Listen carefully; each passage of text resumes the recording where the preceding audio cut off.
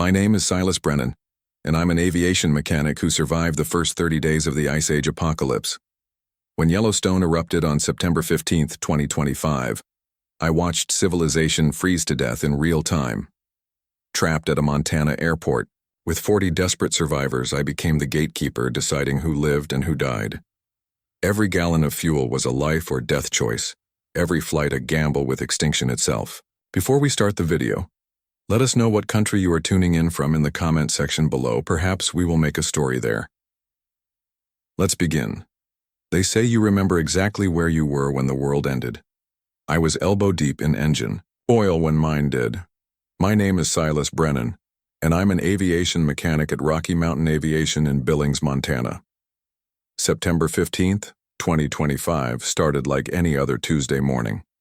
I had Mrs. Henderson's Piper Cherokee up on jacks for a routine oil change, the kind of work I could do with my eyes closed after 15 years in the business. The Cherokee was a 1978 model, reliable as sunrise and twice as predictable. Mrs. Henderson had owned it for 12 years, ever since her husband Harold passed away from lung cancer. She used it for weekend trips to visit her grandchildren in Rapid City, and the occasional fly-in breakfast at smaller airports around the region. The plane was meticulously maintained because Harold had been obsessive about aircraft safety during his lifetime, and she honored that obsession even after his death. Every oil change happened exactly on schedule. Every inspection was thorough, and every minor issue was addressed immediately regardless of cost. Mrs. Henderson was sitting in her usual folding chair beside the hangar, chatting about her late husband's theories on earthquake patterns. She always did that when she brought her plane in for service, talking about how Harold used to predict tremors by watching the way their chickens acted.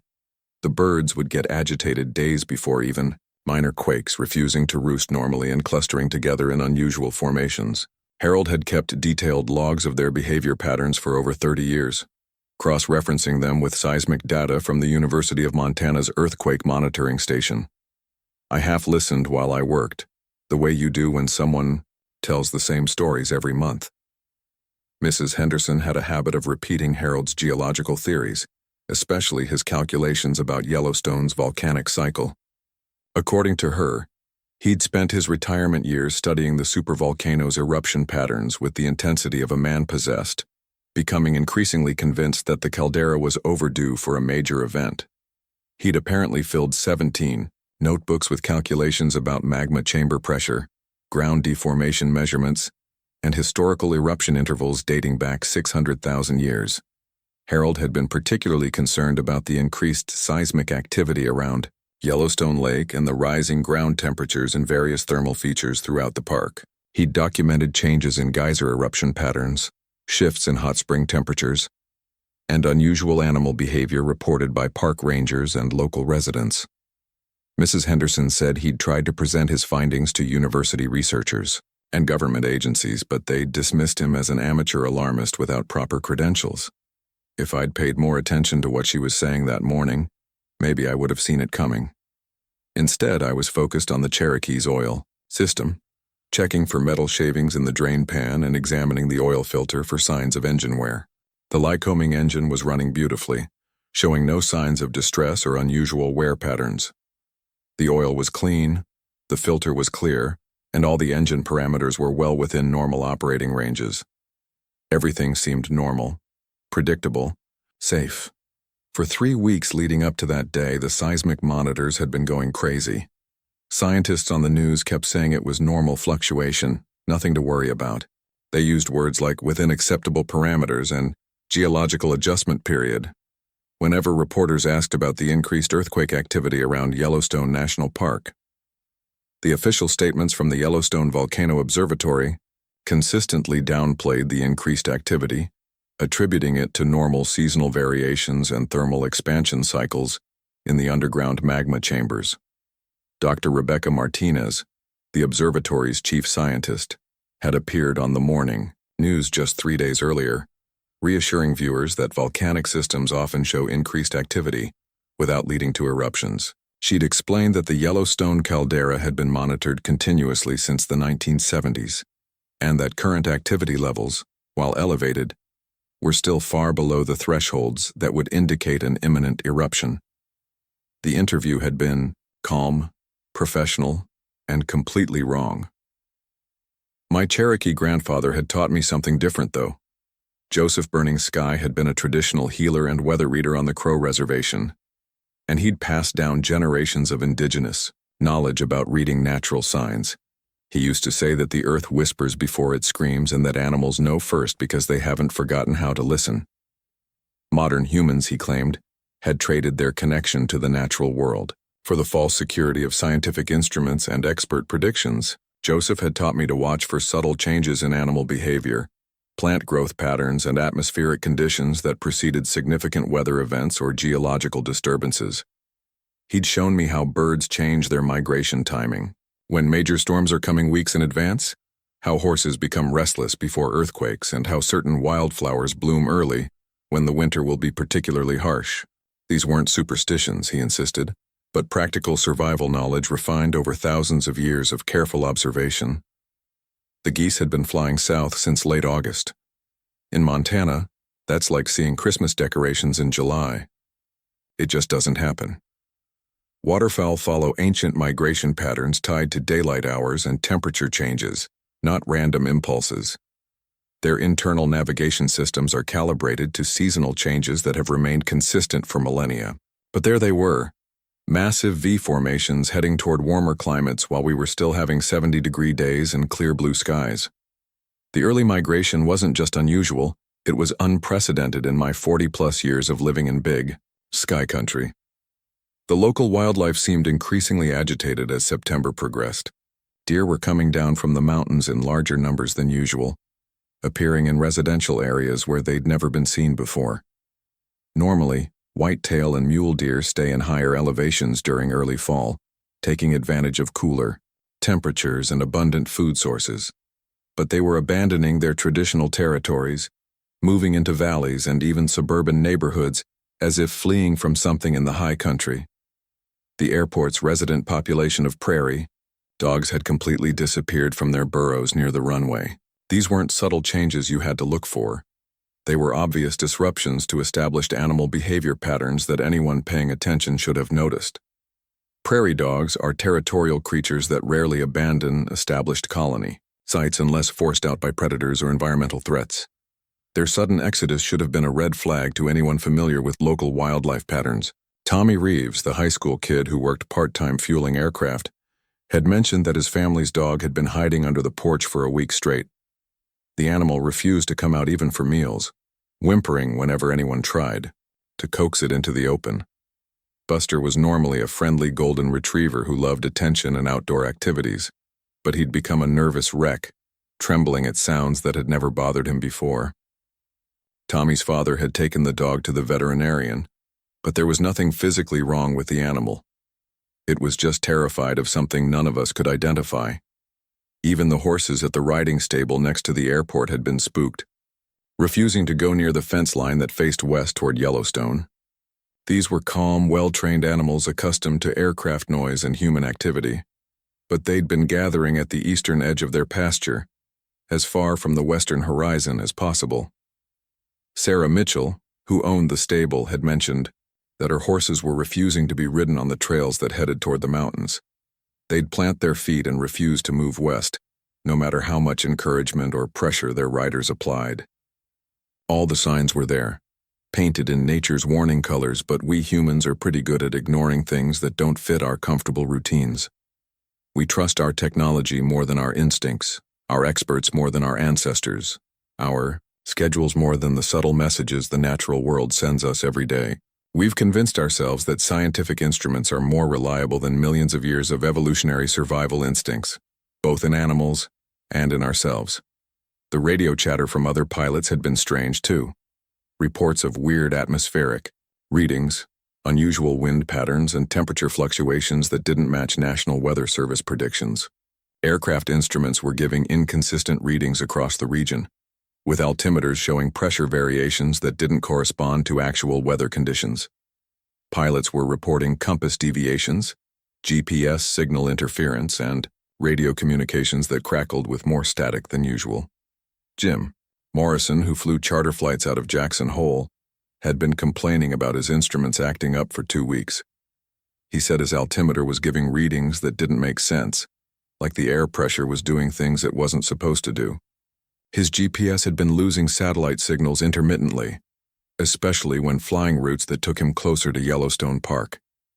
His magnetic compass was showing deviation patterns he'd never encountered in 20 years of flying the same routes, over the same terrain. Other pilots reported similar anomalies throughout the region. Radio communications were experiencing more static than usual, particularly on frequencies used for air traffic control and weather reporting.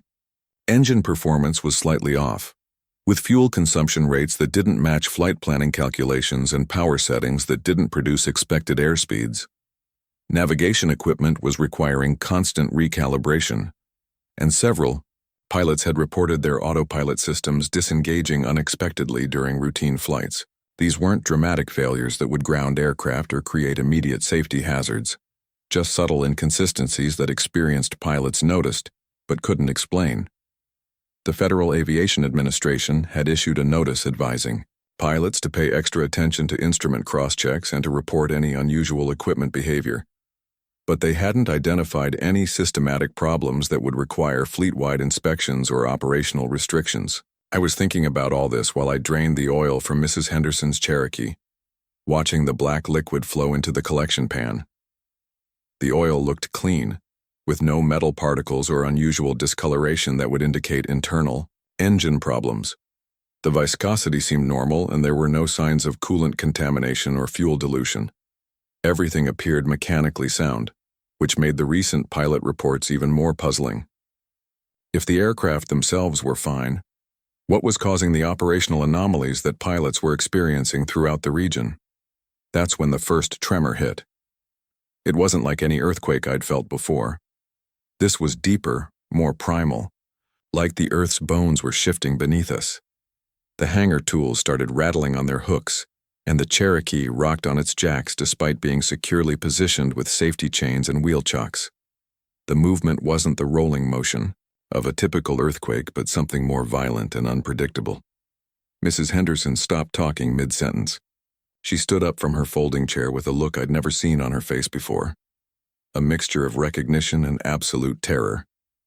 She said her husband's name once, quietly, like he was standing right there with us. Then she whispered something about Harold's final calculations being correct after all, about the timeline he'd predicted and the signs he'd told her to watch for. Then the real shaking started. It wasn't just ground movement anymore. It was geological violence on a scale I'd never imagined possible. The concrete floor of the hangar cracked in a zigzag pattern from the office door to the main bay, chunks of cement popping up like broken teeth. Coffee mugs fell off workbenches and shattered against the floor. The Cherokee bounced on its jack so hard I thought it might come down on top of me, despite the safety equipment holding it in place. Through the open hangar doors, I could see cars in the parking lot rocking back and forth like toys in a child's playroom. Streetlights were swaying impossibly far from vertical, their metal poles bending like fishing rods under an enormous load. In the distance, I could hear the sound of breaking glass as windows failed throughout the city, creating a constant tinkling symphony of destruction. Then I saw the horizon. Due west, maybe 150 miles away, the sky was turning orange. Not the warm amber of a prairie sunset, but the angry red of something terrible being born. It looked like God had struck a match on the edge of the world, and the whole western sky was catching fire. The glow was growing larger and brighter by the minute, spreading across the horizon like spilled paint across a canvas. Mrs. Henderson grabbed my arm with surprising strength for a 75-year-old woman. Her fingers dug into my forearm as she told me that Harold had predicted this exact scenario, down to the season and the color of the sky. Her husband had been a geologist before he retired, and he'd spent his final years studying Yellowstone's volcanic history with the intensity of a man who knew he was running out of time to share vital information with a world that wouldn't listen. The Yellowstone supervolcano had finally blown. Other people started gathering outside the hangar. Mechanics from the other maintenance shops, pilots who'd been prepping for afternoon flights, office workers from the terminal building, and passengers whose flights had been indefinitely delayed. Everyone was staring west at that growing orange glow, pointing and asking questions nobody could answer. Someone had brought a portable radio tuned to the emergency frequency, and we could hear air traffic controllers trying to manage the chaos as commercial flights were being diverted away from the eruption zone. The initial reports were almost incomprehensible.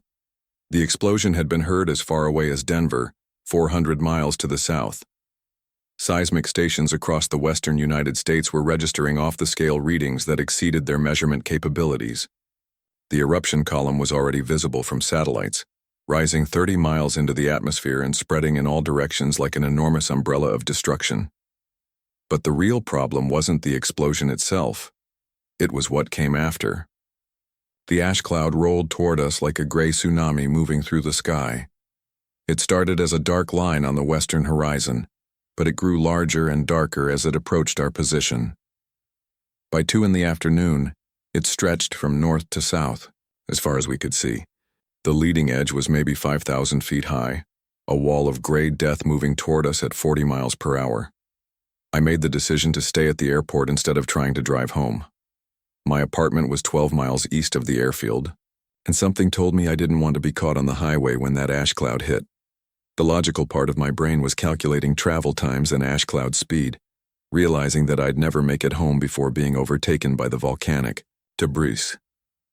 Mrs. Henderson asked if she could wait it out in the hangar, and I said yes without hesitation.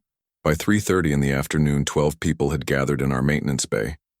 They all had the same look on their faces, like they'd watched their future disappear and were trying to process what that meant for their immediate survival. The temperature had been 68 degrees at noon. By sunset, it was 45. That's when I knew this wasn't temporary, wasn't something we'd recover from in a few days or weeks. The ash cloud was blocking sunlight on a massive scale, and without solar heating, the temperature was dropping faster than I'd ever experienced outside of a winter blizzard. The ash started falling around 4 o'clock, just as the sky went completely dark. Not twilight dark, but middle-of-the-night dark in the middle of the afternoon. The ash wasn't like snow, despite the superficial similarity. It was gritty and hot, burning your lungs and eyes if you breathed it directly. The particles were incredibly fine, like talcum powder mixed with ground glass, and they found their way into everything despite our efforts to seal the building. Car engines in the parking lot started failing as the particulates clogged air filters and intake systems. The few people who'd tried to drive away ended up walking back to the hangar, coughing and covered in gray powder that stuck to their skin and clothing. Their vehicles sat abandoned in the parking lot, already buried under several inches of volcanic debris.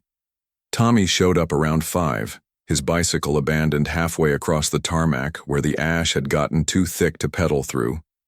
He'd been trying to get home to check on his parents, but the roads were already impassable for anything without heavy-duty air filtration systems. Dr. Sarah Chen arrived an hour later, still wearing her scrubs from Billings General Hospital. She'd left her car 3 blocks away when the engine died and walked the rest of the way through ankle-deep ash, using her hospital mask to filter the air she breathed. We set up camp in the heated portion of the hangar. The building had propane heaters designed to keep aircraft engines warm during winter maintenance, so we had heat as long as the fuel lasted. I started doing calculations in my head about propane, consumption, food supplies, and how long we could maintain our little sanctuary. The math wasn't encouraging, especially with the temperature dropping so rapidly. The radio reports kept getting worse throughout the evening. Major highways were closing across Montana, Wyoming, and Idaho. Commercial flights were grounded indefinitely. The National Weather Service was calling it an unprecedented atmospheric event and advising people to stay indoors with windows and doors sealed. What they weren't saying was how long it would last or how bad it would get, because nobody really knew. By 8 o'clock that night, we had ash accumulating at a rate of about an inch per hour. The stuff was incredibly fine, finding its way through every crack and gap in the building despite our efforts to seal the hangar. Even with the doors closed tight, everything was getting coated in a thin layer of gray dust. Mrs. Henderson's white hair looked like she'd been working in a flour mill, and we were all developing persistent coughs from the particles we couldn't avoid inhaling. The eerie part was the silence. Once the initial chaos died down, Billings became quieter than I'd ever heard it. No traffic noise, no aircraft overhead, no normal sounds of a city going about its evening routine. Just the whisper of ash falling against the metal roof and the occasional crack of settling debris outside. It was like the world had been wrapped in a thick blanket that muffled every familiar sound. I went to sleep that night, thinking it would be over in a few days. The experts would figure something out, the government would organize relief efforts, and life would return to some version of normal. Volcanic eruptions were temporary events after all. Even major ones lasted only days or weeks before the initial crisis passed and recovery could begin. I woke up the next morning to a world where the temperature had dropped to 32 degrees and the ash was 3 feet deep against the hangar doors. The radio was reporting similar conditions across hundreds of miles in every direction, with no end in sight and no clear plan for dealing with the crisis.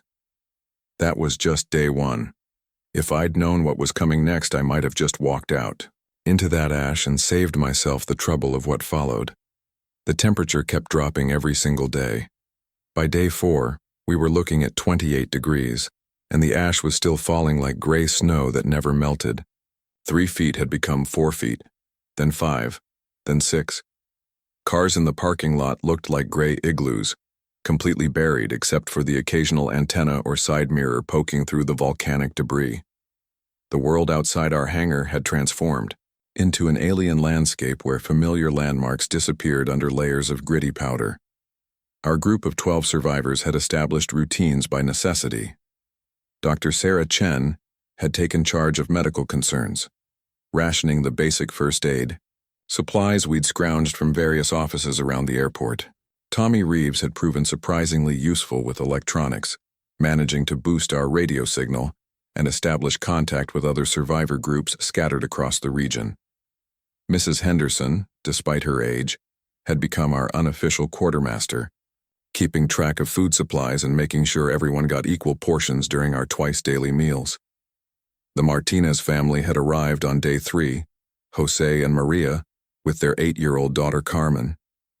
They'd abandoned their car 5 miles away when the engine seized up from ash contamination, walking through the gray wasteland carrying nothing but a backpack full of family photos and Carmen's stuffed elephant. Maria was 6 months pregnant, which added another layer of complexity to our survival calculations. Dr. Chen had examined her as best she could with limited equipment, declaring both mother and baby healthy for now, but warning that prenatal care would become critical as we moved forward. Frank Morrison showed up on day 4, a 52-year-old truck driver whose rig had broken down on Interstate 90. He was diabetic, carrying a small cooler with insulin that needed refrigeration. The medication would last maybe 2 weeks at current temperatures, but if the cold got much worse, the insulin would freeze and become useless. Frank didn't talk much about what happened after that timeline ran out, but we all understood the implications. Dr. Chen had started researching alternative treatments for diabetes management, though her medical knowledge was focused on emergency trauma rather than long-term chronic disease management. Infrastructure collapse was happening faster than anyone had predicted. The power grid had been failing intermittently since day 2, with rolling blackouts affecting different parts of the city, as ash accumulated on power lines and transformers. By day 6, we lost electricity completely. The utility workers couldn't maintain the system when they couldn't even reach the equipment through the ash drifts.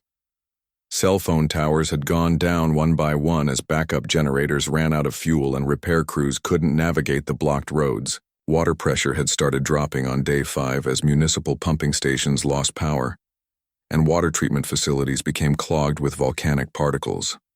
By day 7, nothing came out of the taps except a brown sludge that looked like chocolate milk but smelled like sulfur.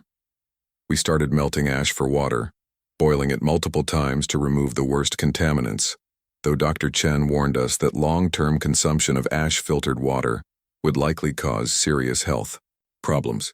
The modern world has a lot of moving parts, and when they stop moving, everything falls apart remarkably fast. Supply chains depend on transportation networks that become useless when vehicles can't operate.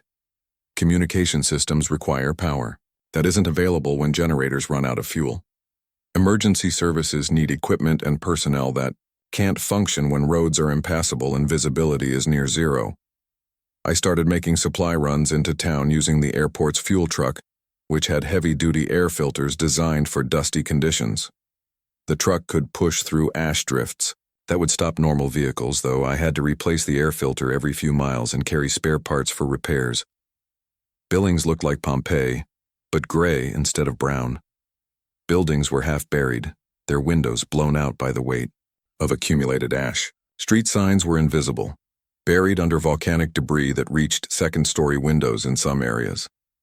The grocery stores had been looted clean by day 3, but I found supplies in unexpected places. A veterinary clinic yielded antibiotics and medical equipment. A camping store provided sleeping bags and portable stoves. A restaurant supply warehouse contained cases of canned goods that looters had overlooked in their rush for more obvious targets. Each trip into town felt like archaeology, digging through layers of ash to uncover the remnants of civilization.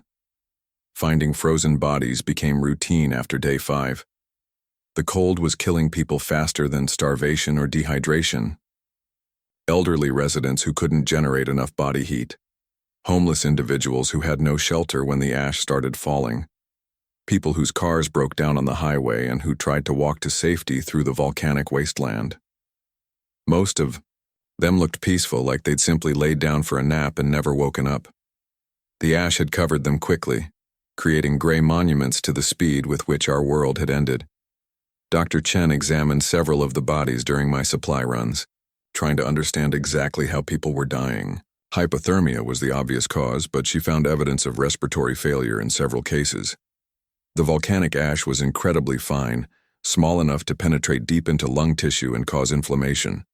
People were essentially drowning in their own bodily fluids as their respiratory systems tried to cope with the constant irritation. She started insisting that everyone in our group wear makeshift masks at all times, even inside the hangar.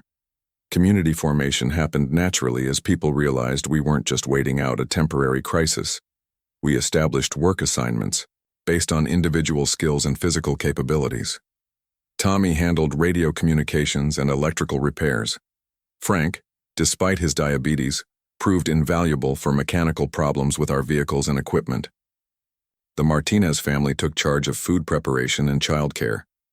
Mrs. Henderson used her teaching background to maintain morale and settle disputes between group members. We created rules for resource allocation that everyone agreed to follow. Food was distributed equally regardless of contribution or social status. Medical supplies went to those with the greatest need. Work assignments rotated so that no one person bore the entire burden of dangerous tasks like supply runs or equipment maintenance. Anyone who violated the rules faced expulsion from the group, which in current conditions was essentially a death sentence. The heating fuel situation was becoming critical. Our propane supply was designed to heat the hangar during normal winter weather, not the unprecedented cold we were experiencing. Consumption was running about 3 times higher than the tanks were designed to handle, and I calculated we had maybe 10 more days before the heaters went silent. The airport had additional fuel storage, but most of it was aviation gasoline rather than propane, and converting our heating system would require skills and equipment we didn't possess. Radio communications revealed the scope of the disaster extending far beyond our immediate area. We made contact with survivor groups as far away as Denver and Seattle, all reporting similar conditions. The ash cloud had spread across the entire western United States and was affecting weather patterns globally. Temperatures were dropping everywhere, not just in the immediate eruption zone. This wasn't a localized disaster that would be contained and managed by outside authorities. This was a planetary emergency that had overwhelmed every government and aid organization. The federal emergency response had essentially collapsed by day 8. We heard reports of FEMA evacuation centers being abandoned when they became impossible to supply or maintain. Military units were withdrawing to more defensible positions rather than attempting rescue operations in affected areas.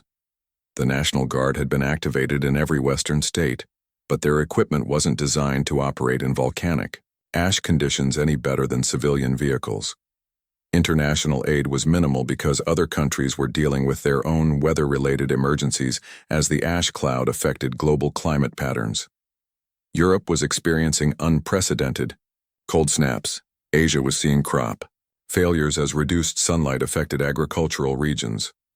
The global economy was in freefall as transportation networks shut down and supply chains collapsed worldwide. Our first major test came on day 9, when a large group of desperate townspeople approached the airport. About 40 people, including families with small children, had been surviving in the basement of a downtown office building.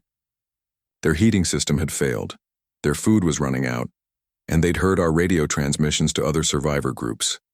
They wanted shelter, warmth, and a share of our supplies. The moral mathematics were brutal and inescapable. Our facility could provide minimal heating for our current group of 12 people. Adding 40 more would mean everyone would freeze.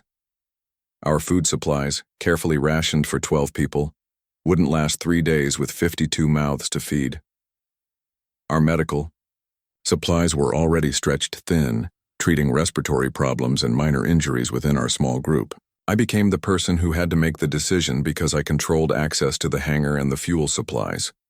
Standing in that ash-covered parking lot, looking at children who were already showing signs of hypothermia, I had to choose between being a hero to our small group or attempting to save everyone and probably killing us all. The weight of that choice is something that never leaves you, even when you know you made the only rational decision possible. We negotiated a compromise that satisfied no one, but kept the most people alive. We shared our medical supplies and gave them directions to other potential shelter sites that my supply runs had identified. We provided enough food for 3 days and instructions on how to modify heating systems to burn scavenged materials. We agreed to maintain radio contact and share information about supply locations and safe routes through the city.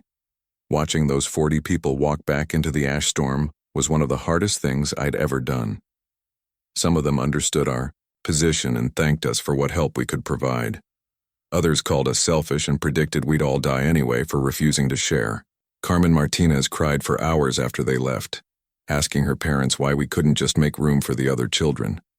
There wasn't a good answer to give an 8-year-old about the cruel mathematics of survival. The psychological toll was becoming as dangerous as the physical challenges. People were developing what Dr. Chen recognized as symptoms of acute stress disorder: insomnia, hypervigilance, emotional numbness, and sudden outbursts of anger over minor disagreements. The constant cold, the uncertainty about the future, and the guilt over survival choices were wearing down even the most resilient members of our group. Mrs. Henderson had been showing signs of depression since day 7, talking frequently about Harold and wondering aloud whether they should have tried harder to warn people about what was coming. Tommy was becoming obsessive about radio communications, spending 16 hours a day trying to establish contact with anyone who might have news about rescue operations or recovery plans. Frank was rationing his insulin more aggressively than Dr. Chen recommended, trying to stretch his supply while knowing it would ultimately be inadequate. I started planning for decisions I hoped I'd never have to make. Fuel consumption calculations for heating versus transportation. Food rationing scenarios that balanced immediate survival against long-term sustainability. Evacuation routes that might be passable if conditions improved. Medical triage protocols for situations where we couldn't help everyone who needed treatment. The radio brought reports of survivor communities organizing in warmer climates, places where the temperature drop was significant, but not immediately lethal. Southern Texas was establishing refugee camps for northern evacuees. Florida was accepting climate migrants despite being overwhelmed by their own weather emergencies. California was trying to manage massive population movements from inland areas to coastal regions, with more moderate temperatures. Every report made me consider whether we should attempt to leave Montana while we still had functional vehicles and fuel supplies. The Cherokee was still airworthy, though flying through ash clouds carried enormous risks. The fuel truck could potentially make it several hundred miles south before mechanical failure became inevitable. But leaving meant abandoning our secure shelter and adequate heating for the uncertainty of the road and unknown conditions at our destination. The weather report suggested this was permanent rather than temporary. Atmospheric scientists were predicting years of reduced sunlight and lower global temperatures as volcanic ash circulated in the upper atmosphere. Agricultural experts were warning of massive crop failures and famine conditions in regions that had never experienced food insecurity. Climate modelers were revising their projections daily as new data revealed the unprecedented scale of the eruption's atmospheric impact. Day 10 brought news that changed everything. Tommy picked up a transmission from a military unit evacuating to Malmstrom Air Force Base near Great Falls. They were organizing supply convoys for survivor groups and establishing communication networks between isolated communities. More importantly, they had aircraft capable of long-range evacuation flights to warmer regions where the government was setting up refugee processing centers. The transmission included specific instructions for survivor groups wanting evacuation assistance. We needed to maintain regular radio contact, provide accurate counts of group members and their medical conditions, and be prepared to move to designated pickup points with minimal advance notice. Priority was being given to groups with children, elderly members, or people with serious medical conditions. Our group qualified on all three criteria, but the evacuation process would take weeks to organize and execute. Military resources were stretched impossibly thin across the disaster zone. Weather conditions made flight operations extremely dangerous, and there were thousands of survivor groups requesting assistance from the limited number of functional aircraft and qualified pilots. I realized that our little community at the airport was entering a new phase of survival. We were no longer just waiting out a temporary emergency. We were competing for scarce rescue resources while trying to stay alive long enough for help to arrive. The fuel calculations I'd been doing obsessively suddenly became countdown timers for a race between freezing to death and getting evacuated to safety. The hardest part was knowing that not everyone would make it. The military couldn't evacuate every survivor group, and they'd prioritize based on factors beyond our control. Groups with more children would get preference over groups with more adults. Communities closer to pickup points would be easier to reach than isolated locations. Survivor groups with useful skills or resources might be considered more valuable than those without strategic assets. I had to start making lists again, but this time they weren't about who got food or heating fuel. They were about who got recommended for evacuation, if we could only save some of our people. Carmen Martinez would certainly qualify as a high priority evacuee. Mrs. Henderson's age put her in a protected category. Dr. Chen's medical skills made her valuable to any community. Frank's diabetes made him a humanitarian priority, though his insulin supply was running dangerously low. The radio crackled, with more transmissions throughout Day 10, creating a communication network between survivor groups across the region. We learned about communities that had found secure heating sources and were managing sustainable food production. We heard from groups that had attempted evacuation and failed, losing members to exposure or vehicle breakdowns during failed escape attempts. Most importantly, we started getting reports about the outside world's response to our crisis. International aid organizations were mobilizing resources, but the scale of the disaster exceeded anything they'd prepared for. The United Nations was coordinating refugee assistance for what they estimated would be 50 million displaced Americans. Countries that had never offered disaster relief to the United States were providing supplies and temporary shelter for evacuees. By the end of Day 10, I understood that we were living through the end of one world and the beginning of another. The America we'd known before September 15th was gone forever. What would replace it was still being determined by the choices that people like us were making in communities like ours. Every decision about sharing resources, helping strangers, or prioritizing survival over humanitarian concerns was helping to define what kind of society would emerge from this catastrophe. Standing in that cold hangar, listening to the radio reports and watching our fuel gauges drop toward empty, I knew we were approaching the most critical decisions of our lives. Soon we'd have to choose between staying in our secure shelter and risking evacuation to an uncertain future.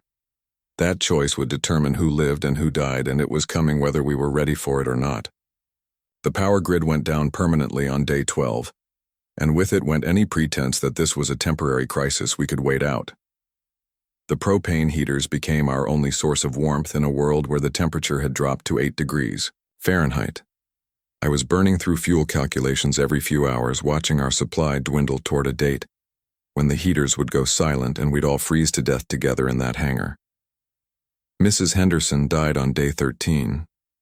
She'd been getting weaker since Day 10, developing a persistent cough that Dr. Chen couldn't treat with our limited medical supplies. The volcanic ash was destroying her lungs from the inside, causing inflammation and fluid buildup that made breathing increasingly difficult. She spent her final 2 days sitting in the warmest corner of the hangar, wrapped in every blanket we could spare, telling stories about Harold and their 52 years of marriage. The night before she passed, Mrs. Henderson called me over to share something she'd never mentioned before.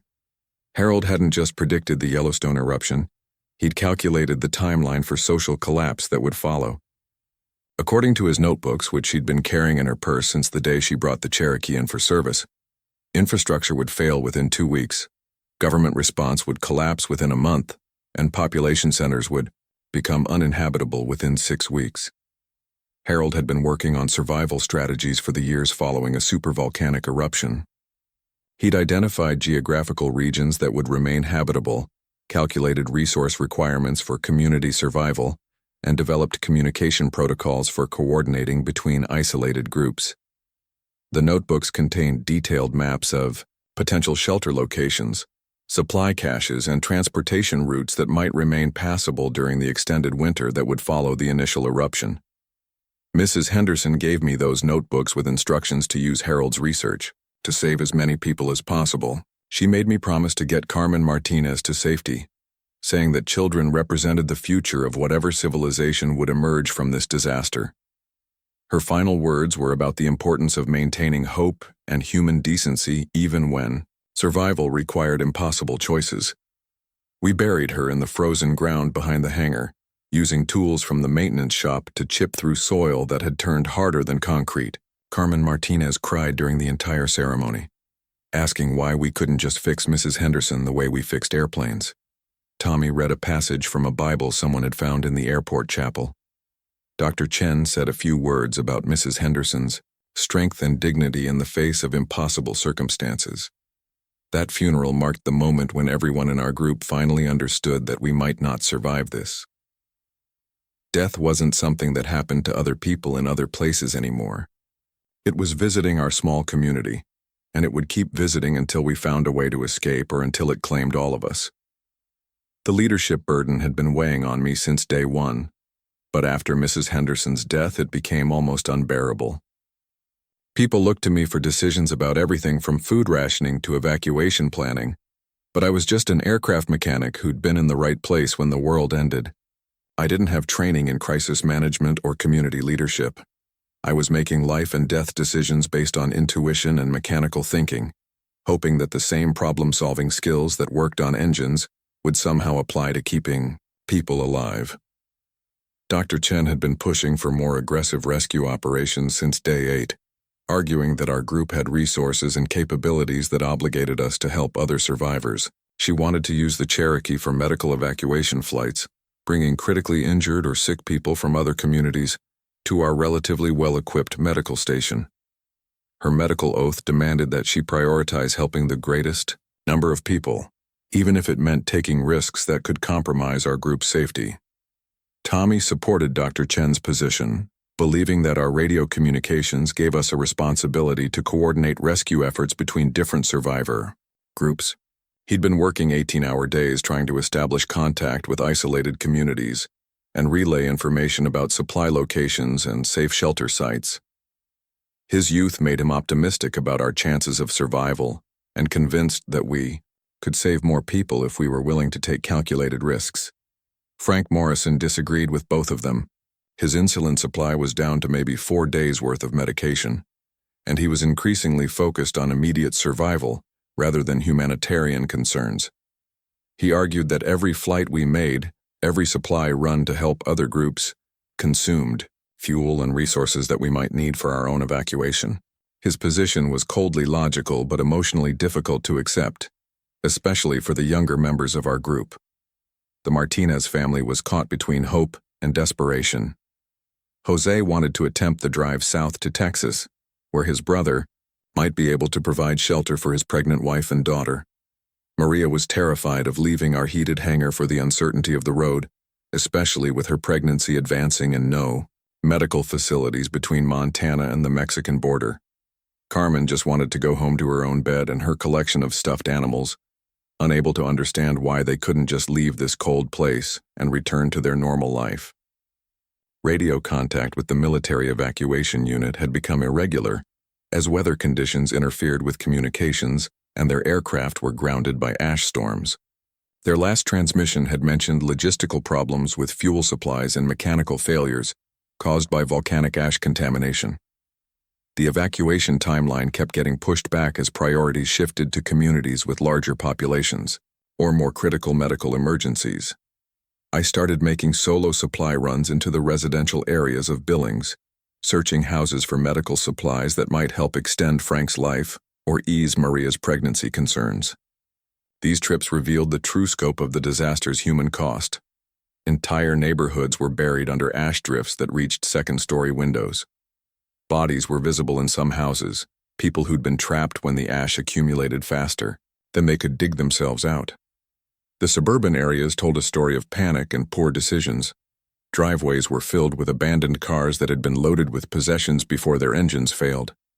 Front yards contained scattered belongings that people had tried to carry before realizing they couldn't walk through deep ash while burdened with non-essential items. Many houses showed signs of hasty evacuation attempts that had ended in tragedy when families couldn't reach their vehicles or their vehicles couldn't navigate the ash-covered roads. I found medical supplies in medicine cabinets and first aid kits, but nothing that would significantly extend Frank's insulin supply. The prescription medications I discovered were mostly useless for our current needs, though I collected antibiotics and pain relievers that Dr. Chen could use for treating respiratory infections and minor injuries.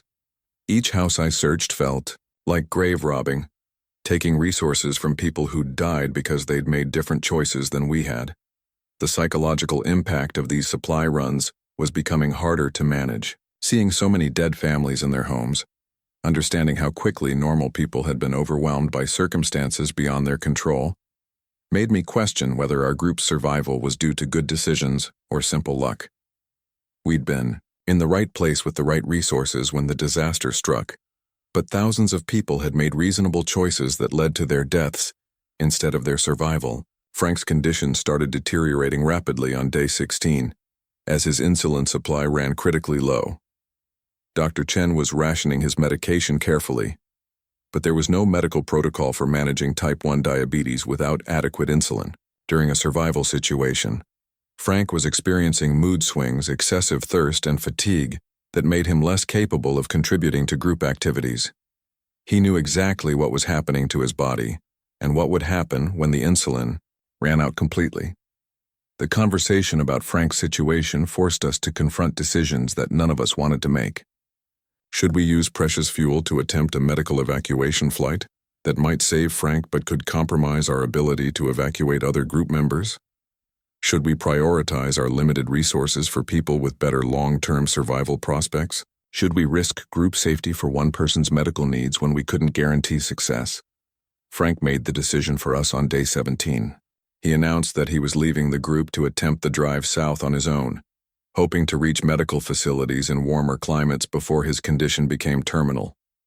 He took one of our vehicles, some food supplies, and directions to potential shelter sites along the route toward Colorado. His departure was presented as a voluntary choice, but everyone understood that he was removing himself from our resource calculations to improve the group's overall survival chances.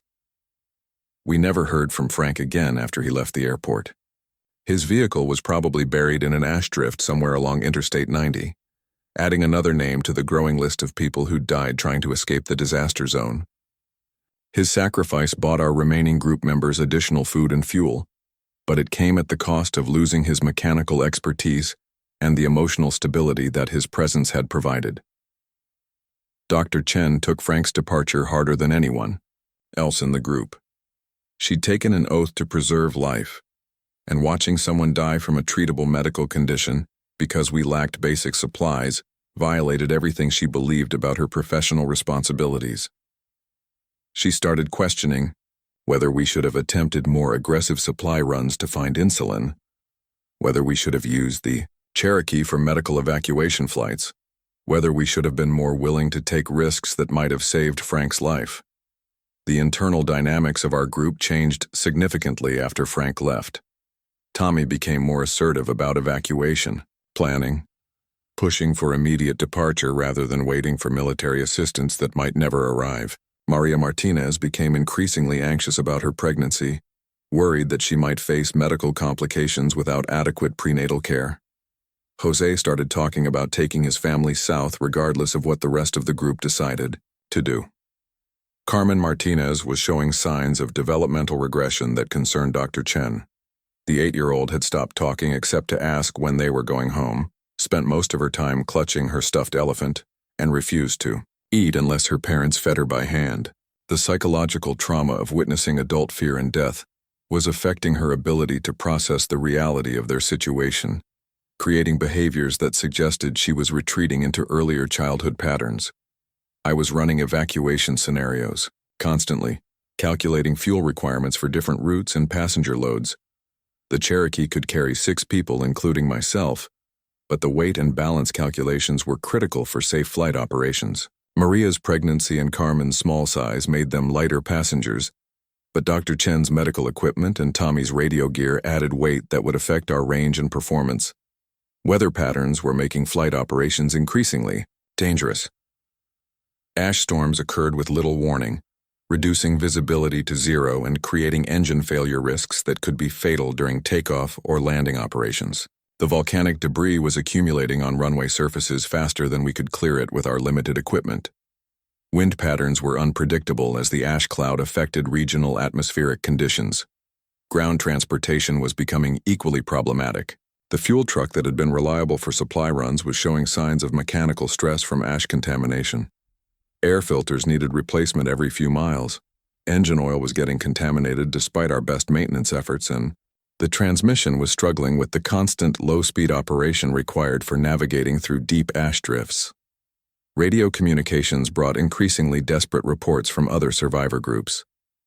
Communities that had seemed stable and well-organized during the first 2 weeks were running out of heating fuel and food supplies. Groups that had attempted evacuation were reporting vehicle breakdowns and casualties from exposure during failed escape attempts. Medical emergencies were overwhelming the limited resources available in isolated communities. The military evacuation unit finally provided an updated timeline on day 18. Weather conditions and logistical problems had forced them to postpone rescue operations for at least another 2 weeks. Priority was being given to communities with children and pregnant women, which put our group high on the evacuation list, but the delay meant we'd need to survive until early October before help might arrive. 2 more weeks meant our heating fuel would be completely exhausted with at least 10 days remaining before potential rescue. 2 more weeks meant Maria would be 8 months pregnant during evacuation, creating additional medical risks if complications arose during transport. 2 more weeks meant winter weather would be setting in across the entire region, making both ground and air transportation significantly more dangerous. I realized that waiting for military evacuation was probably going to kill us all. The timeline didn't work with our resource limitations, and even if the evacuation unit managed to reach us, there was no guarantee they'd have space for our entire group or that weather conditions would permit safe flight operations. We were competing with thousands of other survivor communities for limited rescue resources, and many of those communities had larger populations or more critical medical needs than ours. The decision was forming in my mind, even though I didn't want to acknowledge it yet. We were going to have to attempt our own evacuation, using the Cherokee to fly south to warmer climates where we might find established refugee communities or government assistance. The flight would be dangerous and uncertain, but staying at the airport was becoming a slower but equally certain death sentence. Harold's notebooks provided potential destinations and route information, but they also contained sobering calculations about resource requirements and survival probabilities for different evacuation scenarios. According to his research, our best chance of survival was immediate evacuation to southern Texas or northern Mexico, where the temperature drop would be manageable and existing. Infrastructure might still be functional. The mathematical reality was brutal and unavoidable. The Cherokee could save 6 people, but our group now contained 8 survivors, including Carmen, Maria, Jose, Dr. Chen, Tommy, and myself. Someone would have to stay behind, and that decision would essentially determine who lived and who died. The weight of that choice was already keeping me awake at night, staring at the hangar ceiling and trying to find moral justification for any possible selection criteria. Day 19 brought news that forced my hand. Tommy intercepted radio transmissions indicating that the military evacuation unit had been redirected to assist with a larger emergency in the Dakotas. Their aircraft had been reassigned to evacuate a community of 300 survivors, including multiple pregnant women and dozens of children. Our small group had been dropped from the priority list indefinitely. We were on our own, and our fuel supply was running out fast. The time for waiting and hoping had ended. The time for impossible choices had arrived, and I was the person who'd have to make them. The largest group of survivors we'd encountered yet appeared on the horizon of day 20. 28 people walking across that frozen wasteland toward our airport, looking like ghosts emerging from the gray landscape. They'd been surviving in the basement of the Billings Public Library, using books and wooden furniture for fuel when their heating system failed. Among them were 6 children under the age of 10, 3 elderly people who could barely walk through the ash drifts, and a woman who was clearly in the late stages of pregnancy. I watched them approach through binoculars from the hangar office window, counting heads and trying to calculate what their arrival would mean for our survival equation. Our current group of 8 people was already stretching our heating fuel beyond sustainable limits. The propane tanks that had kept us alive for 20 days were showing gauge readings that made my stomach turn. Adding 28 more people to our community would triple our heating requirements overnight. Dr. Chen was beside me at the window, also watching the approaching group with a mixture of hope and dread. Her medical training made her want to help every person who needed care, but her survival instincts understood the mathematical reality of our situation. She'd been tracking our resource consumption carefully since Mrs. Henderson's death, and her calculations matched mine. We had maybe 4 days of heating fuel remaining at current consumption rates. Tommy had been monitoring radio communications all morning, listening to increasingly desperate transmissions from survivor groups across the region. Communities that had seemed stable and well organized just days earlier were reporting heating fuel exhaustion, food shortages, and deaths from exposure. The military evacuation unit remained unreachable, their last transmission suggesting they'd been redirected to assist with emergencies that took priority over our small group. Maria Martinez was 8 months pregnant now, her condition becoming more precarious with each passing day. She needed warmth, adequate nutrition, and medical care that we were barely managing to provide with our current group size. Adding 28 more people would mean less heat for everyone, smaller food portions, and increased stress during the final weeks of her pregnancy, when complications were most likely to occur. Jose had been advocating for immediate evacuation since Frank Morrison's departure. He wanted to load his family into the Cherokee and attempt the flight south, regardless of what the rest of our group decided to do.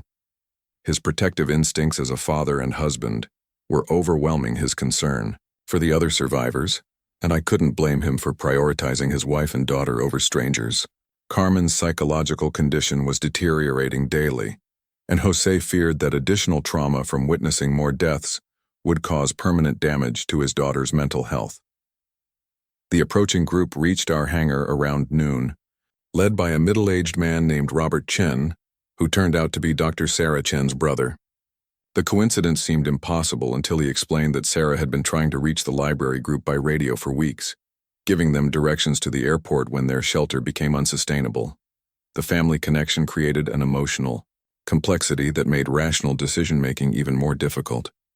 Robert's group included a fascinating cross-section of Billings residents who'd found each other during the initial chaos and formed a survival community based on shared resources and complementary skills. There was Margaret Wu, a retired nurse who'd been providing medical care with supplies scavenged from abandoned pharmacies. James Patterson, a former Marine who'd organized security and supply runs for the group. Linda and David Morrison, an elderly couple who'd contributed their knowledge of food preservation and resource management. The children in Robert's group were between the ages of 4 and 12, all of them showing signs of malnutrition and cold exposure despite their caregivers' best efforts. The youngest was a 4-year-old boy named Michael, whose parents had died during the first week of the disaster. He'd been adopted by the group collectively, but he needed constant attention and care that drained resources from other survival activities. The pregnant woman was Jessica Parker, a 26-year-old teacher who'd been living alone when the eruption occurred. She was maybe 2 weeks away from delivery, and Margaret Wu estimated that the baby would need immediate medical attention that neither she nor Dr. Chen could provide with their limited supplies. Jessica's pregnancy represented both hope for the future and an immediate crisis that could consume resources our group couldn't spare. Robert Chen's arrival created an impossible situation that demanded immediate resolution. Our hangar space could physically accommodate the additional people, but only if we packed everyone together in conditions that would accelerate the spread of respiratory infections and reduce the efficiency of our heating systems. Our food supplies, carefully rationed for 8 people, would last perhaps 2 days when divided among 36 survivors. Most critically, our heating fuel consumption would increase beyond the capacity of our remaining propane tanks. Even if we could somehow acquire additional fuel, the distribution system wasn't designed to heat the entire hangar complex to temperatures that would keep 36 people alive in sub-zero conditions. Physics and mathematics were imposing, limitations that human compassion couldn't overcome. I called a group meeting that afternoon, bringing together the leadership from both communities to discuss our options. The conversation was brutal in its honesty about resource limitations and survival probabilities. Dr. Chen presented medical assessments of the most vulnerable individuals. Tommy shared communication intercepts, suggesting that no external rescue was likely for weeks or months. I provided fuel consumption calculations that showed our current heating capacity exhausted within days. Robert's group had come to us because their library shelter had become uninhabitable when the heating system failed completely. They had no backup plan and no resources that would allow them to survive independently in current weather conditions. Their arrival wasn't a request for temporary assistance. It was a desperate plea for salvation from people who would die within days if we turned them away. The moral mathematics of the situation were as clear as they were unbearable. Our heating capacity could sustain maybe 15 people for the time remaining until potential evacuation. Our food supplies could feed 20 people on starvation rations for perhaps a week. Our medical resources could treat minor injuries and illnesses for a small group, but not medical emergencies or childbirth complications for a larger community. James Patterson, the former Marine from Robert's group, understood the strategic situation immediately. He'd seen similar resource allocation decisions during military deployments, and he knew that emotional appeals couldn't change physical limitations. He suggested that both groups work together to identify the most viable survivors for immediate evacuation, while developing separate survival strategies for those who would remain behind. Margaret Wu proposed a medical triage system that would prioritize pregnant women, young children, and individuals with essential skills for community survival. Her nursing background had taught her to make objective assessments about patient survival probabilities, and she applied those principles to our group selection crisis. The approach was clinically sound but emotionally devastating for families who would be separated. The Martinez family dynamics became increasingly tense as the day progressed. Jose insisted that his family would be leaving regardless of what decision the larger group made. Maria was torn between wanting to escape with her husband and daughter and feeling guilty about abandoning people who needed medical care. Carmen had withdrawn completely, refusing to speak or eat despite her parents' increasingly desperate attempts to engage with her. Tommy surprised everyone by volunteering to stay behind with Robert's group. His radio skills and technical knowledge made him valuable to any survival community, but he'd become obsessed with coordinating rescue efforts for other isolated groups across the region. He believed that his communication abilities could help save more lives if he remained at the airport to maintain contact with military units and other survivor communities. Dr. Chen faced the most difficult, professional and personal decision of her career. Her medical oath required her to prioritize patient care above her own survival, but her brother's presence complicated the emotional calculus of staying versus leaving. She was also the most qualified person to assist with Maria's delivery if complications arose during evacuation, making her medical skills essential for the Cherokee flight. I spent that evening reviewing Harold's notebooks, searching for alternative solutions that might allow us to save more people. His research included detailed information about other potential shelter sites, transportation options, and resource management strategies that could extend survival timelines. Most of his suggestions required equipment and supplies that we didn't possess, but some of his ideas offered hope for those who would remain behind. Harold had identified several large buildings in Billings that might provide better heating efficiency than our hangar complex. He'd calculated fuel requirements for different community sizes and developed strategies for scavenging heating materials from abandoned structures. His evacuation route planning included backup airfields and supply caches that could support overland travel to warmer climates. The selection process consumed most of day 21, as we tried to develop criteria that balanced survival probability with ethical considerations. Medical need, age, essential skills, family relationships, and resource requirements all factored into decisions that would determine who lived and who died. Every choice involved compromises that satisfied no one and left everyone questioning whether we were making the right decisions. Maria went into early labor on day 22, 3 weeks before her due date and at the worst possible time for our evacuation planning. Dr. Chen and Margaret Wu worked together to manage the delivery in the unheated back section of the hangar, using improvised medical equipment and supplies that were barely adequate for emergency childbirth. The baby was small but healthy, a girl that Maria and Jose named Elena in honor of hope for the future. Elena's birth changed the evacuation. Mathematics again. A newborn baby required constant warmth, specialized nutrition, and medical monitoring that would be difficult to provide during flight operations or while establishing shelter in an unknown location. Maria's post-delivery condition also needed careful management to prevent complications that could become life-threatening without proper medical facilities. The Cherokee's weight and balance calculations became even more critical with a nursing mother, and newborn added to the passenger manifest. Dr. Chen's medical equipment would be essential for monitoring both Maria and Elena during flight, but the additional weight would reduce our fuel range and limit our destination options. Every pound of cargo affected our survival probability during what would certainly be the most dangerous flight of my career. Robert's group had been monitoring our evacuation preparations with increasing desperation as they realized that most of them would be staying behind. The psychological impact of watching 6 people prepare to leave while 28 others faced certain death was creating tensions that threatened to explode into violence. James Patterson was working overtime to maintain discipline and prevent panic that could endanger everyone.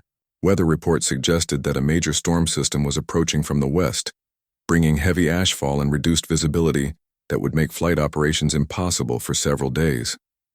The window for evacuation was narrowing rapidly, and delaying our departure might mean missing our opportunity entirely. Every hour we waited increased the chance that changing conditions would trap us at the airport permanently. The final passenger selection came down to a conversation that lasted most of day 23.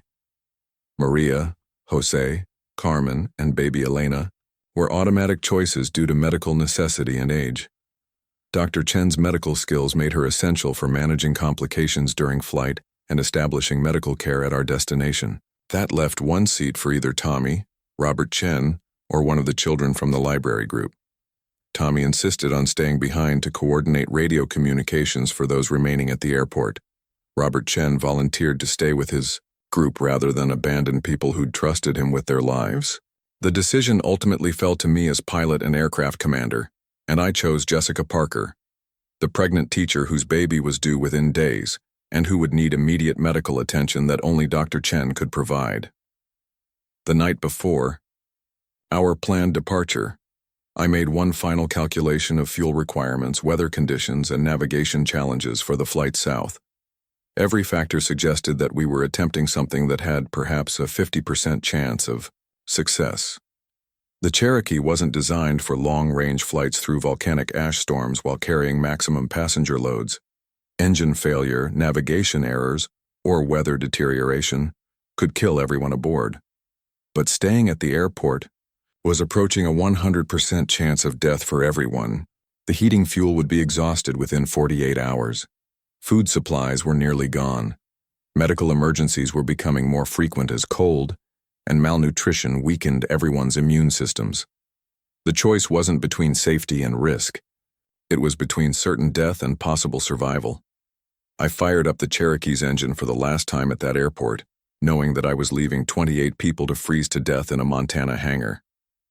The sound of that propeller starting was the loneliest sound I'd ever heard, but it was also the sound of hope for the 6 passengers whose lives depended on my ability to navigate through hell and find somewhere warm enough to keep them alive. Taking off in an ash storm is like flying through concrete mixed with broken glass. You can't see the runway markers, can't judge your altitude above ground, and every instrument is telling you to abort the takeoff and return to the hangar. But returning meant watching everyone die slowly from cold and starvation, so I pushed the throttle forward and hoped the Cherokee's engine would hold together long enough to get us airborne. The visibility was less than 50 feet when we started our takeoff roll on day 24.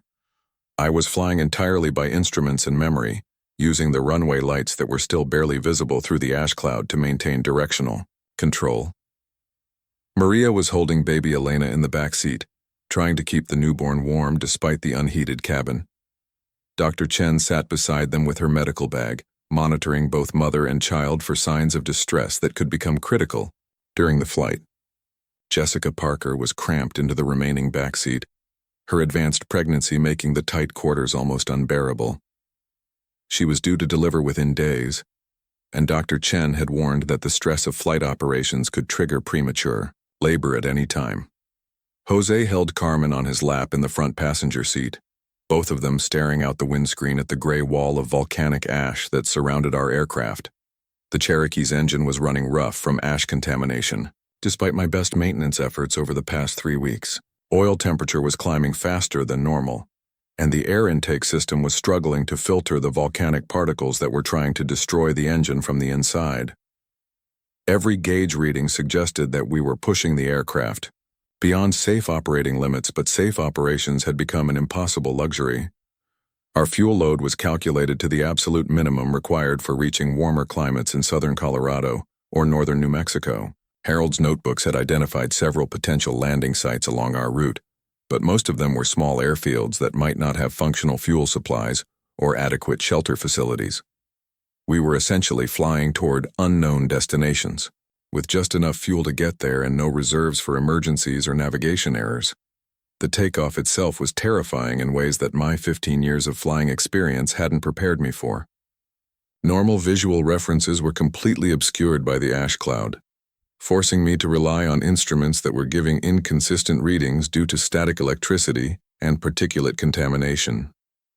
The runway surface was covered with several inches of volcanic debris that created unpredictable drag and traction conditions during our acceleration phase.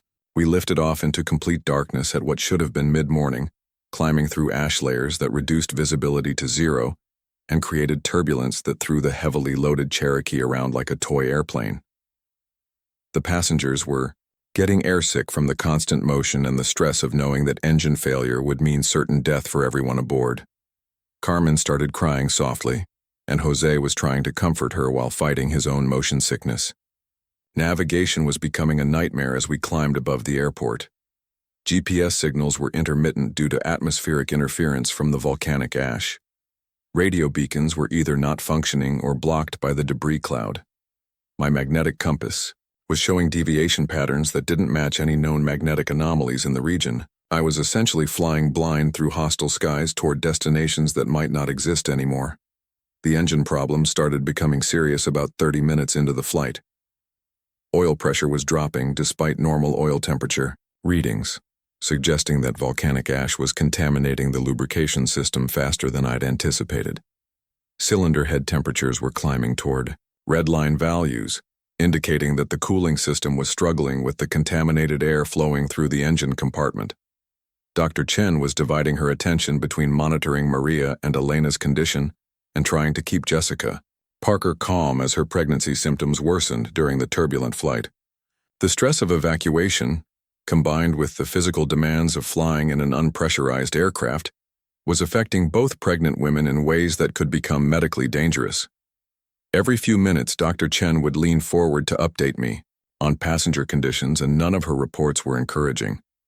The worst part was the radio communications we were receiving from the airport we'd just left. Tommy was maintaining contact with us for as long as possible, providing weather updates and navigation assistance while also coordinating with the 28 survivors who remained behind. His transmissions were professional and helpful, but I could hear the resignation in his voice as he acknowledged that he was probably talking to us for the last time. Robert Chen's group was working frantically to extend their survival timeline using Harold's notebooks and the supplies we'd left behind. They were dismantling wooden structures to create fuel for improvised heating systems, rationing food down to starvation levels, and trying to maintain morale while facing the mathematical certainty of their situation. Tommy's radio updates included increasingly desperate requests for information about rescue operations that we all knew weren't coming. About 45 minutes into the flight, we broke through the upper layer of the ash cloud and saw sunlight for the first time in over 3 weeks. The contrast was so dramatic that it took several minutes for our eyes to adjust to natural lighting after so many days of gray twilight. Carmen stopped crying and pressed her face against the window, pointing at the blue sky and asking her father if they were flying to heaven. The view above the ash cloud revealed the true scope of the disaster we were trying to escape. The volcanic debris extended from horizon to horizon in every direction, a gray blanket that covered hundreds of thousands of square miles of what had once been productive agricultural land and thriving communities. Occasional mountain peaks poked through the ash layer like islands in a gray ocean, but the valleys and populated areas were completely buried. Flying above the clean air also allowed us to get accurate GPS readings and re-establish radio contact with air traffic control facilities that were still operational in unaffected regions. The controllers we spoke with were coordinating refugee flights from the disaster zone, and they provided updates on landing field conditions and fuel availability at airports in Colorado and New Mexico. The news wasn't encouraging. Most small airports in the region were overwhelmed with refugee aircraft and had exhausted their fuel supplies. Major airports were restricting landing permissions to aircraft with documented emergencies or government authorization. Temporary refugee camps were being established at several locations, but they were already overcrowded and struggling to provide basic services for the thousands of evacuees who'd arrived ahead of us. Our engine situation was deteriorating rapidly, despite the cleaner air at altitude. Oil pressure had dropped to minimum acceptable levels, and cylinder head temperatures were approaching emergency shutdown parameters. The volcanic ash that had contaminated our engine during ground operations and takeoff was causing internal damage that couldn't be repaired during flight. I started calculating whether we had enough time remaining to reach any of our planned destinations. Dr. Chen reported that Maria was experiencing complications related to postpartum recovery, while caring for Elena in the cramped, cold cabin conditions. The stress of flight was affecting her milk production, and Elena was showing signs of dehydration that could become critical without proper medical intervention. Jessica Parker was having increasingly frequent contractions that suggested labor could begin at any time, creating a medical emergency that we were completely unprepared to handle. The fuel consumption was running higher than my pre-flight calculations had predicted, partly due to the engine problems, and partly because of headwinds that were stronger than weather reports had suggested. Our range was decreasing with every passing minute, and several of the airports on Harold's list were becoming unreachable with our remaining fuel supply.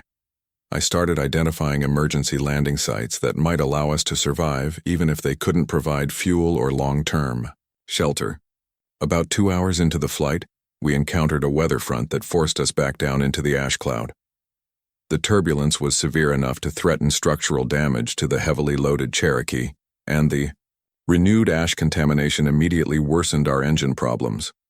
Oil pressure dropped to critically low levels, and I could hear changes in engine sound that indicated serious mechanical problems developing rapidly. The radio transmissions from our departure airport had become increasingly faint as distance and atmospheric interference reduced signal strength. Tommy's final message included updates on the deteriorating conditions at the hangar and a request that we maintain radio contact with refugee coordination centers to report on survival conditions in the disaster zone. His voice was calm and professional, but everyone understood that we were unlikely to speak with him again. Flying through the lower ash layers was like navigating through a gray fog that burned your eyes and throat despite the cabin's ventilation system. The volcanic particles were finding their way into every system of the aircraft, contaminating air filters, clogging static ports, and interfering with instrument readings. The Cherokee was slowly being destroyed by the environment we were flying through, and I wasn't sure whether the engine would last long enough to reach any destination. Jessica Parker went into active labor about 2.5 hours into the flight, while we were still at least an hour away from the nearest airport. Dr. Chen had to manage a delivery in the cramped back seat of a small aircraft while dealing with severe turbulence and the constant threat of engine failure. The medical complications of airborne childbirth were beyond anything she'd been trained for, but there was no alternative except hoping we could reach medical facilities before a crisis developed. Maria was struggling to care for Elena while dealing with her own medical needs and the stress of watching Jessica's emergency delivery. The newborn was having difficulty maintaining body temperature in the cold cabin, and Dr. Chen was concerned about dehydration and feeding problems that could become life-threatening without proper medical support. Jose was trying to help with both medical situations while managing Carmen's fear and confusion about what was happening around her. The engine finally started showing signs of imminent failure about 3 hours into the flight. Oil pressure had dropped below minimum operating limits, cylinder head temperatures were in the red zone, and I could feel rough running that indicated serious internal damage. We were maybe 30 minutes away from a small airport in southern Colorado that Harold's note suggested might have fuel and shelter facilities. I started preparing for an emergency landing, while Dr. Chen worked frantically to stabilize Jessica after delivering her baby, a healthy boy she named David. The delivery had gone surprisingly well considering the circumstances, but both mother and child needed immediate medical attention that we couldn't provide in the aircraft. Dr. Chen was also monitoring Elena's condition, which was deteriorating due to feeding problems and cold exposure during the extended flight. The airport we were approaching had been identified in Harold's research as a potential refugee destination, but radio contact revealed that it was essentially abandoned. The few people remaining at the facility had limited resources and no medical capabilities beyond basic first aid. They could provide shelter and some food, but not the specialized care that our passengers needed for recovery from childbirth and newborn care. Our engine quit completely during the final approach, forcing me to execute a dead-stick landing on a runway that was partially covered with ash and debris. The Cherokee touched down hard but intact, rolling to a stop near a small terminal building where smoke was rising from improvised heating systems.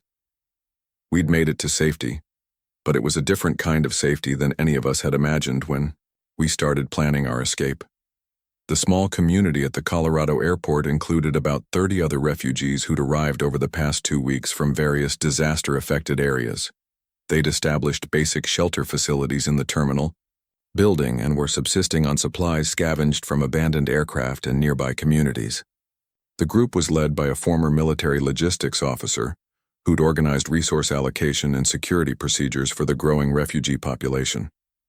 Dr. Chen immediately established a medical station in one of the terminal offices, using supplies from her bag and materials donated by other refugees to create treatment facilities for Maria, Elena, Jessica, and baby David.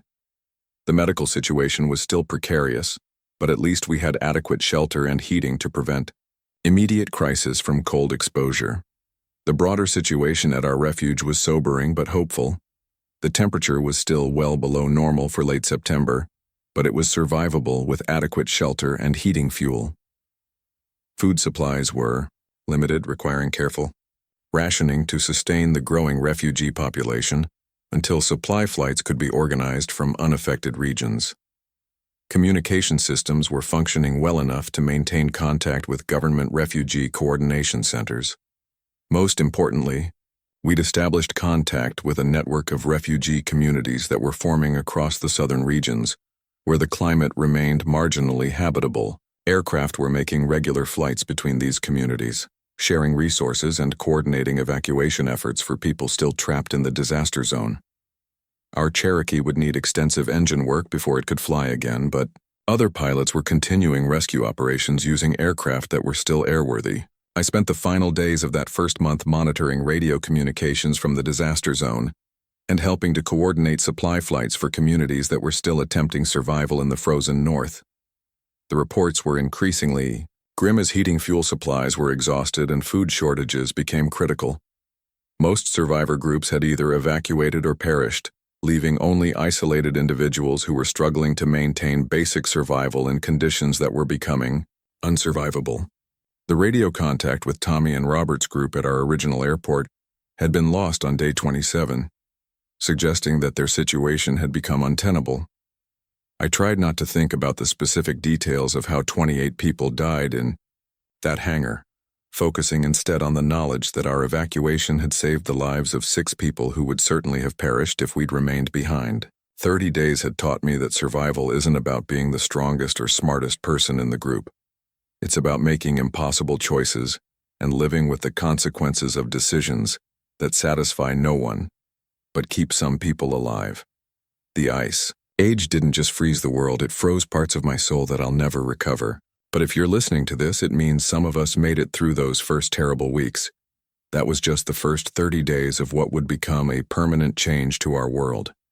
The real test was learning how to build something new from the frozen remains of everything we'd lost. But that's a story for another time.